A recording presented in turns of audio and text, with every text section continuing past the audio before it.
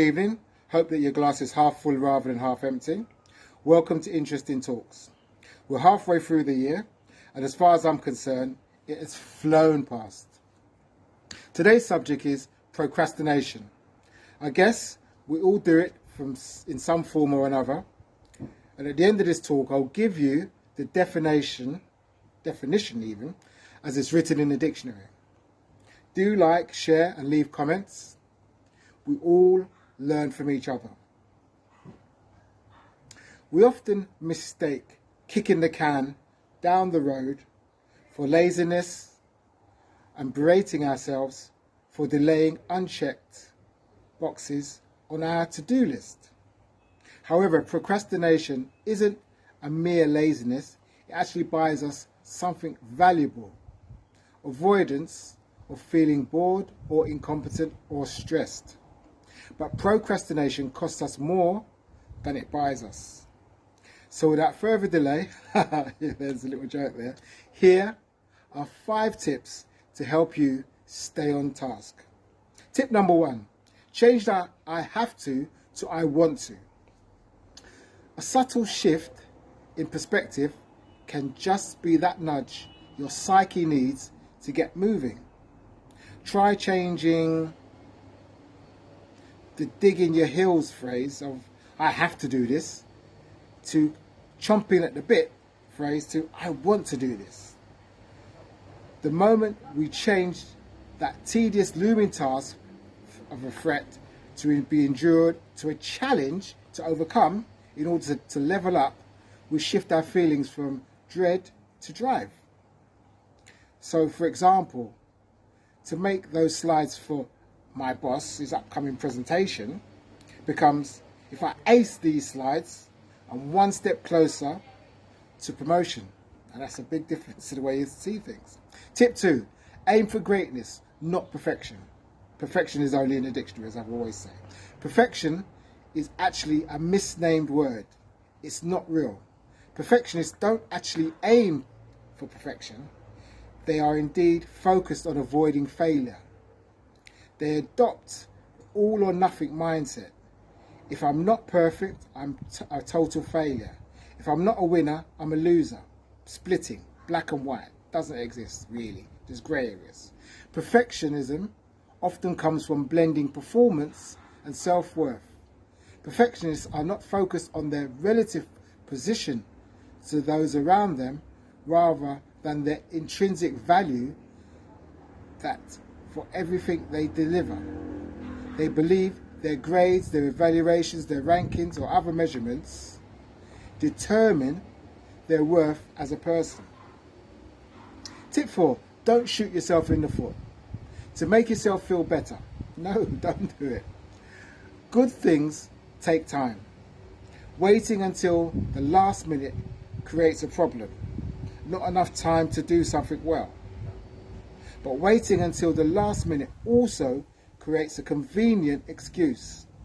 Indeed, procrastination allows us in advance to blame our failures on something other than ourselves.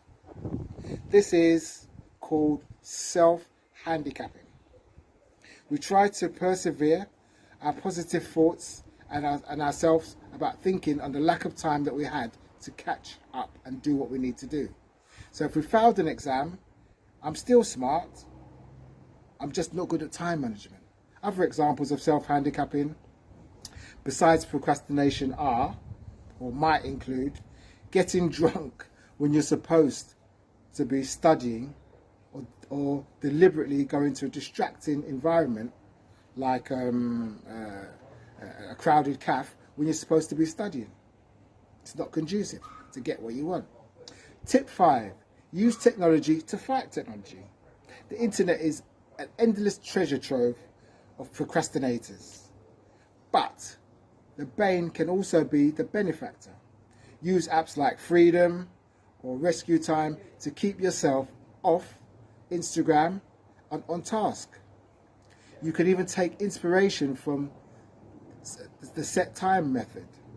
Set the alarm for 25 minutes intervals on your smartphone or a device, or even an old-fashioned kitchen timer, work for 25 minutes, take a measured 5-minute break to refocus, and with the blare of the alarm, snap your attention back into place for what you're supposed to be doing. Believe you me, when I used to study, this kind of thing I used to do. And yes, there's an app for it too. Tip number 5, rethink procrastination. Vindication of procrastinators came from a 2005 study from Columbia University. Researchers found that the kind of procrastination you engage in can make a difference. Now, passive procrastinators match our traditional understanding of what procrastination is. They are paralyzed by indecision, can't get started, and cope poorly. Active procrastinators, however, make a deliberate decision to put off doing work until the last minute to maximize motivation or performance.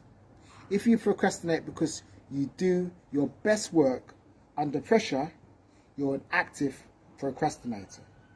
And funny enough, when I used to study, sometimes that's exactly how I used to do it.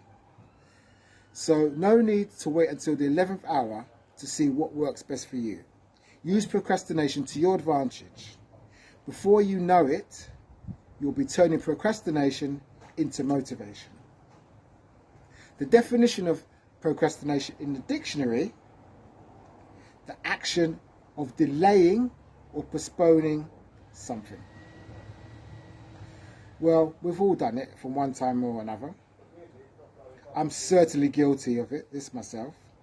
But with the help of these tips, we can face up to our own forms of procrastination and make it work for us, rather than against us.